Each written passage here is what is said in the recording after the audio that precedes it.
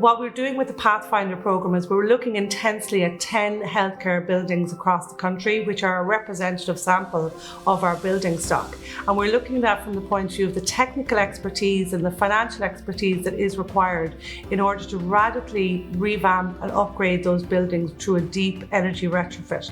And we look at those 10 buildings, and the learning from those buildings will help us to inform us how to scale that up in a major way in order for them to meet their 2030 and ultimately their 2050 targets. We're a very large, complex organisation, so first of all we have to know where energy is being used. We've 4,500 buildings across 2,500 sites nationally. We're consuming over 1,000 gigawatt hours. We emit 230 kilotons of carbon, which is fairly significant. Our heating is generally by gas, so from Climate Action Plan we have to try and decarbonise our thermal load and switch to electricity. When you talk about the different types of buildings in the HSE, this hospital campus has all of them. We needed to come up with a clear plan from start to finish and really interrogate it from an energy expert design process and point of view. My understanding is there is issues with air tightness, lighting and overheating, so the retrofit is really to try and address that without compromising patient care.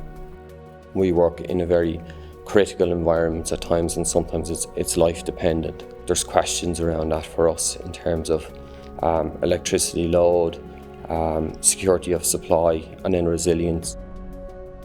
Technologies that we invested in were the LED lighting, smart pumps. So we replace all of our fixed speed pumps on site with variable speed pumps. So they're much more energy efficient. They save you up to about 70-75% on your electricity usage, and they can save on your water usage as well. We have 160 kilowatts of solar PV installed on the site with a plan to double that over the next 3 years. It massively helps with electricity usage during the summer. We've recently externally insulated a building with 350 mils of external insulation to solve dampness in the walls, a water ingression, and also to improve the energy efficiency of the building. We've completed that on site with the assistance of the SEAI, and we've reduced the heating load on the building by about 60%.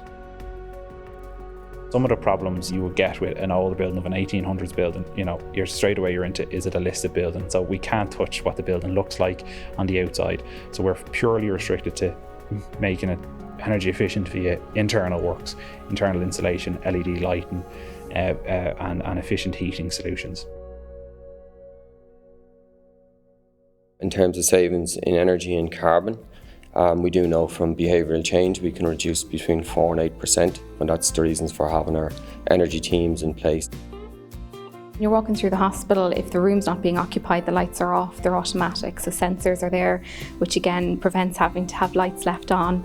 Patients, residents and staff are more engaged, come to us with suggestions, and for us to actually listen to them and see what affects their day-to-day duties and how we might be able to improve that as well.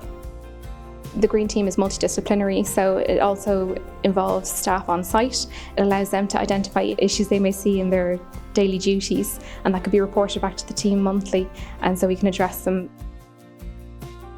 Well, the next steps, we have published our roadmap, which is an excellent start, and what we're going to do now is take that roadmap to all our healthcare facilities, communicate what we plan to do, and really upscale everything we've been doing to date, because our targets for 2030 are immense and we need to do everything on a bigger scale. Advice that I would give to design teams that are planning to do this, whether it be big, small, medium projects, start straight away with an ED and an ED expert. You really need to ask those really fundamental questions at the start. What's the least amount of heat this building requires? What's the least amount of cooling that this building requires? Least amount of lighting, least amount of electricity? And you really need to consider from a holistic approach. Our monthly savings amount to approximately 40% financially each month. That equates to approximately 700 homes being heated or powered for a month and 800 trees being planted and left to grow for 10 years. Everything you see on site, all of the energy upgrades are 50% funded by the SEAI and 50% funded by HSE estates. We're working to that goal of 2030 and then also planning for 2050. We know exactly how we're going to get there and we're driving on to meet it.